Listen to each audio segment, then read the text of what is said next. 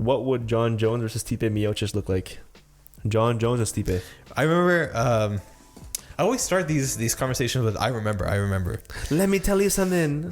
But I remember before Jon Jones came, Francis Ngannou became the champion, and Jon Jones was to enter the heavyweight division. There was talks about him facing Stipe Miocic.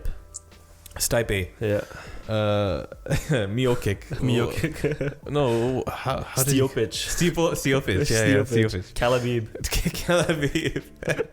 So there was talk about Jon Jones going to heavyweight division, and at that time it was Stipe Miocic that was the champion. So automatically you start thinking about, okay, how does the matchup go? Blah blah blah blah. And sorry. Buddy had a couple of Coke cans last night, bro. And they're adding up now. I actually didn't. I actually had lemonade. And they're not Diet Coke, brother. No ice. 2 burger, please. 2 burger. The sentiment that was going around was that Jon Jones is facing a Stipe Miocic that isn't a traditional, not a traditional heavyweight in sense of weight. Yeah. Right, he's more of a smaller heavyweight that walks around or comes into the fight around like 230, 240. Doesn't have the biggest frame. Is probably more comparable to a guy that more comparable to Jon Jones. Skillful. No, I'm just talking about his frame and stuff. Yeah. Physically, he's more of a Jon Jones type of heavyweight. If Jon Jones were to go up, as opposed to Jones. Big Bones.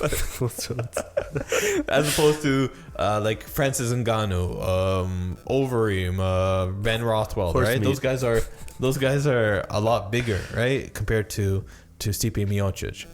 The second thing was Jon Jones is going to have a lot more tools at his disposal compared to Stipe Miocic. Stipe Miocic is more of a he uses his hands most of the times, right? Yeah. He doesn't really use his legs very much. He doesn't have the best takedown, but he can take down guys that aren't the best at defensive, like sprawling and stuff like that, as we saw in the first Francis Ngannou fight and other matchups.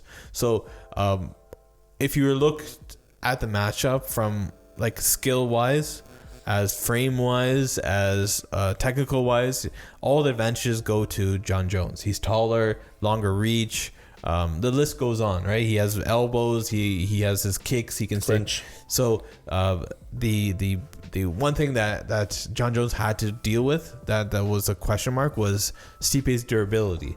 Stipe is able to absorb a lot of shots. He's very good at like continuing the fight, even though he probably shouldn't be still in the fight anymore, right? So what happens when Jon Jones is beating up Stipe over and over and over, but Stipe just is able to take his opportunities where they come and finish his opponent. Like in the second DC fight, right? DC was winning like the early rounds, right? It was kind of DC's fight. He was winning that time, but then Stipe Miocic made the adjustments, went to the body and finished DC. Right? Not all these guys have that kind of heart. Not all these guys.